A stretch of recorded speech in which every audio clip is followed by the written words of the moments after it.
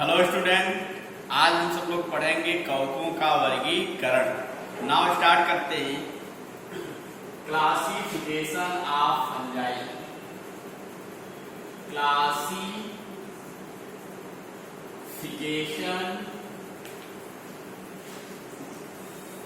Of fungi, कवकों का वर्गीकरण। तो हमने कल आपको बताया था कि जो फंगस होता है या जो फंजाई है, इसका जो शरीर होता है छोटे छोटे धागे के समान संरचनाओं से बना होता है या थ्रेड लाइक स्ट्रक्चर से बना होता है, जिसे हम सब लोग क्या कहते हैं, हाइफी कहते हैं। तो जो फंजाई है वो थ्रेड लाइक स्ट्रक्चर से बना होता है, जिसे हम सब लोग क्या कहते हैं, हाइफी बोलते हैं। क्या बोलेंगे, हाइफी कहते हैं।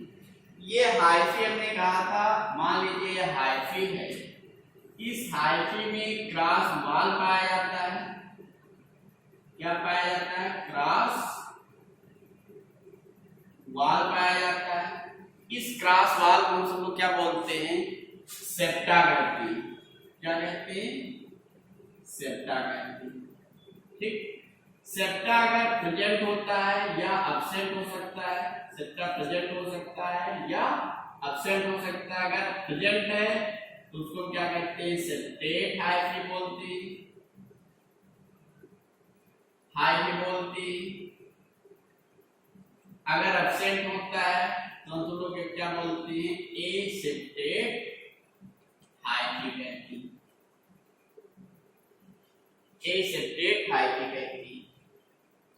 तो यहां पर जो फंजाई का वर्गीकरण किया गया है, उनके सेप्टम या कह सकते हो हाइफी के आधार पर जो है क्लासिफाइड किया गया है। फंगस को जो है, फंजाई को हम सब लोग क्लासिफाइड करते हैं हाइफी के बेसिस पे। आप लिख सकते हो जो फंजाई है, classified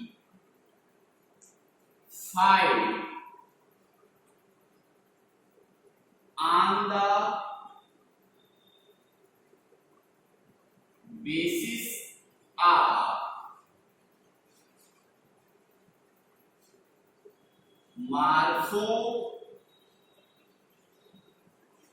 morphology of hyphae, hyphae के आधार पर, और mode of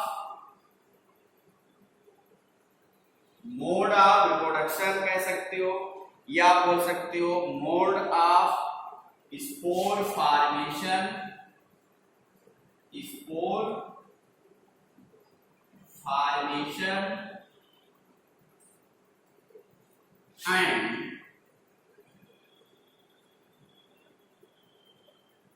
spore formation and fruiting body, fruiting body. तो जो कवक है किस आधार पर क्लासिफाइड किया गया है, हाइफी के बेसिस पे और स्पोर फॉर्मेशन के बेसिस पे और फ्रूटी बॉडी के बेसिस पे इसको क्लासिफाइड किया गया है। तो देखिए, अगर सेप्टेट दो टाइप के होते हैं हाइफी, एक होता है सेप्टेट हाइफी, सेप्टेट हाइफी, और दूसरा क्या होता है, aseptate hyphae, aseptate hyphae. Aseptate hyphae को क्या कहते हैं, सिनोसाइटिक हाइफी भी बोलते हैं। कहने का मतलब ये है कि यहाँ पर जो हाइफी है दो टाइप्स का होता है जो हमने पहले आपको बताया है, सेप्टेट हाइफी और एसेप्टेट। जिसमें क्रॉस वाल प्रेजेंट होगा उसको सेप्टेट हाइफी कहते हैं, जिसमें क्रॉस वाल अब्सेंट होता है उसको क्या कहते हैं, एसेप्टेट हाइफी कहते हैं। ठीक है, तो जो एसेप्टेट होगा इसको हम मान लेते हैं एसेप्टेट। यहां से आपको एसेप्टेट, इसी को हम सब लोग क्या कहते हैं, सिनोसाइटिक कहते हैं, सिनोसाइटिक कहते हैं। तो जो पहला वर्ग हम सब लोगों का आएगा, जो पहला वर्गीकरण है, जो पहला क्लास है वो है फाइकोमाइस्टीज।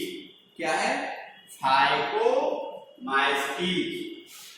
पहला फाइकोमाइस्टीज, इसको कहा जाता है एल्गल फंजाई भी कहते हैं, एल्गल फंजाई भी कहा जाता है। ठीक है, दूसरा जो सेप्टेट हाइफी जिनमें पाए जाएंगे वो ग्रुप है एस्कोमाइस्टीज, एस्कोमाइस्टीज,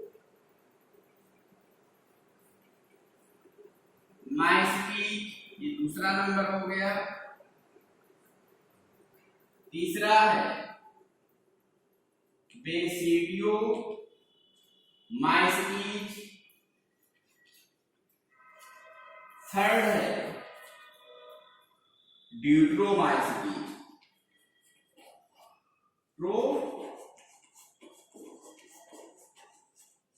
माइस्टीज। तो 4 क्लासिफिकेशन है। जो क्लासिफिकेशन है यहाँ पर 4 क्लास में डिवाइड किया गया फंजाई। पहला है फाइकोमाइस्टीज, दूसरा है एस्कोमाइस्टीज, तीसरा है बेसिडियोमाइस्टीज और जो फोर्थ है वो क्या है, ड्यूट्रोमाइस्टीज। तो जिनमें सेप्टा अब्सेंट होता है इन फंजाई के समूह को हम सब लोग क्या कहते हैं, लोअर फंजाई बोलते हैं, लोअर फंजाई बोलेंगे, ये लोअर फंजाई है। और जिनमें सेप्टा प्रेजेंट होता है ये सब जो समूह है ये सब क्या है, हायर फंजाई बोलते हैं, हायर फंजाई कहते हैं।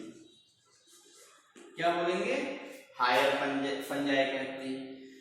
दूसरी बात, यहाँ पे जो रिप्रोडक्शन होता है, अगर हम यहाँ पे रिप्रोडक्शन का जिक्र करें तो यहाँ पे बाई स्पोर, जो स्पोर होगा, ठीक है, वो मोटाइल भी हो सकता है, मतलब आइसोगाइनस प्रकार का रिप्रोडक्शन होता है। जो यहाँ पे स्पोर बनेंगे इंडोजीनियस स्पोर होते हैं, ठीक है, नॉन मोटाइल स्पोर होंगे। तो यहां पर जो रिप्रोडक्शन होगा वो इंडोजीनियस स्पोर बनते हैं, इंडोजीनियस स्पोर बनेंगे।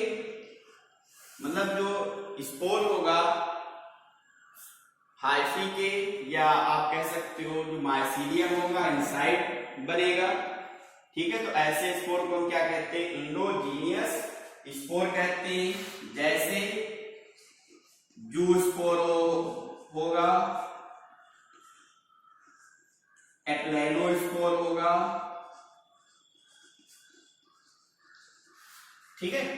एस्कोमाइस्टीज, यहाँ पे जो सेक्सुअल रिप्रोडक्टिव बॉडी होगा या रिप्रोडक्टिव बॉडी होता है वो एस्कस के रूप में होता है, सैग लाइक स्ट्रक्चर होता है, इसको हम सब लोग क्या कहते हैं, एस्कस कहते हैं।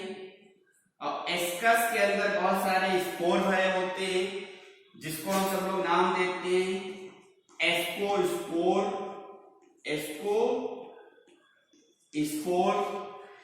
बेसिडियोमाइस्टीज, जो बेसिडियोमाइस्टीज होगा यहाँ पर एक्सोजीनियस स्पोर बनते हैं। तो जो है रिप्रोडक्टिव बॉडी होता है उसको हम सब लोग क्या कहते हैं, बेसिडियम कहते हैं। बेसिडियम जो स्पोर बनेगा वो क्या बनेगा, बेसिडियो स्पोर। ठीक है, क्या बनेगा, बेसिडियो स्पोर बनेगा। और ड्यूट्रोमाइसीटीज में क्या होता है, यहां पर जो सेक्सुअल रिप्रोडक्शन होता है एब्सेंट होता है। सेक्सुअल रिप्रोडक्शन यहां पे क्या होगा, एब्सेंट होगा। इधर मैं कैरेक्टर लिख दे रहा हूं, सेक्सुअल रिप्रोडक्शन जो होगा एब्सेंट होता है। इसलिए इस फंजाई के समूह को हम सब लोग क्या कहते हैं, इम्परफेक्टाई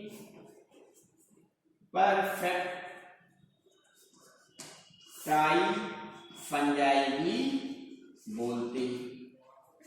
इम्परफेक्टाई फंजाई कहते हैं। एस्कोमाइसीटीज के समूह को हम सब लोग क्या बोलेंगे, सैक फंजाई बोलते हैं।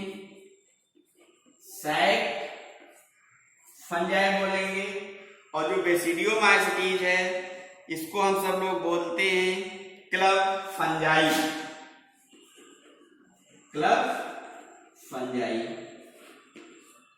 क्या बोलेंगे, क्लब फंजाई बोलते हैं।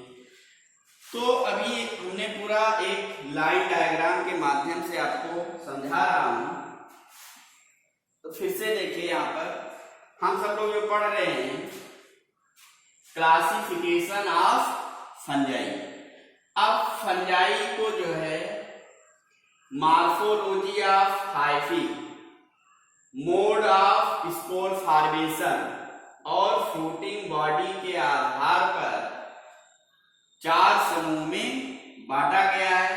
पहला है फाइकोमाइसीटीज, दूसरा है एस्कोमाइसीटीज, तीसरा है बेसिडियोमाइसीटीज, फोर्थ क्या है, ड्यूट्रोमाइसीटीज।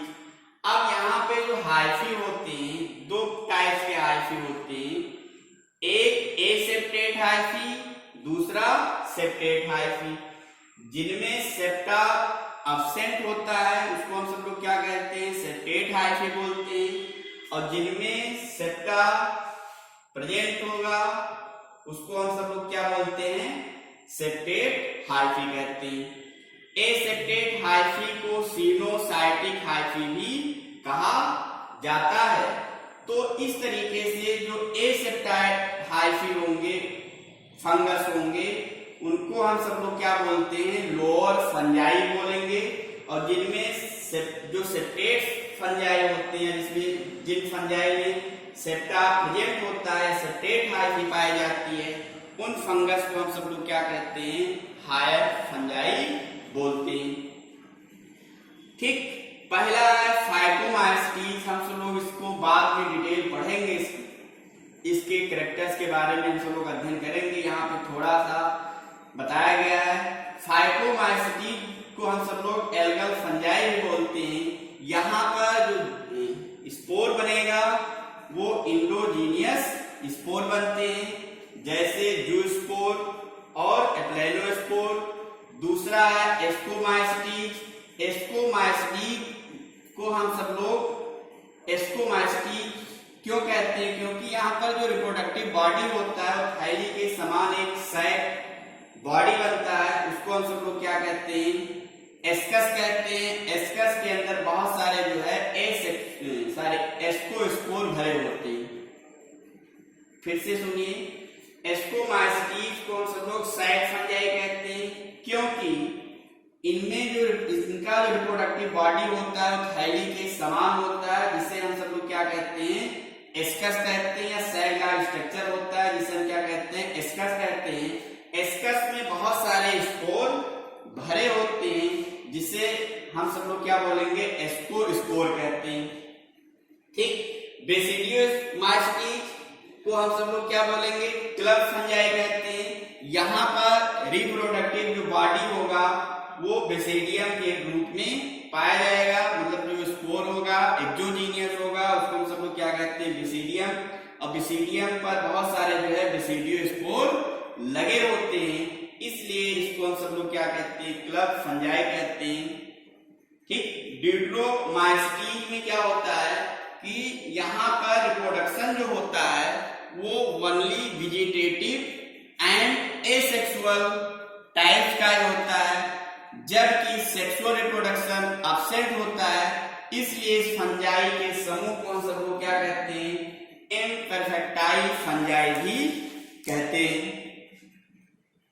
या इम्परफेक्ट फंजाई भी कहा जाता है। अब इसके बाद हम सब लोग पढ़ेंगे प्रत्येक क्लासिफिकेशन का मेन कैरेक्टर्स, ठीक है। हर क्लासिफिकेशन को हम सब लोग हर क्लासिफिकेशन को एस्कोमाइसिटी, फाइकोमाइसिटी, एस्कोमाइसिटी, बेसिडियोमाइसिटी और ड्यूटेरोमाइसिटी को जो है हम सब लोग डिटेल बारी बारी पढ़ेंगे, ठीक है। तो इसको हम सब लोग क्या करेंगे, नोट आउट कर लेंगे, फिर इसके बाद में हम क्लास वाइज आपको पढ़ाएंगे। ओके।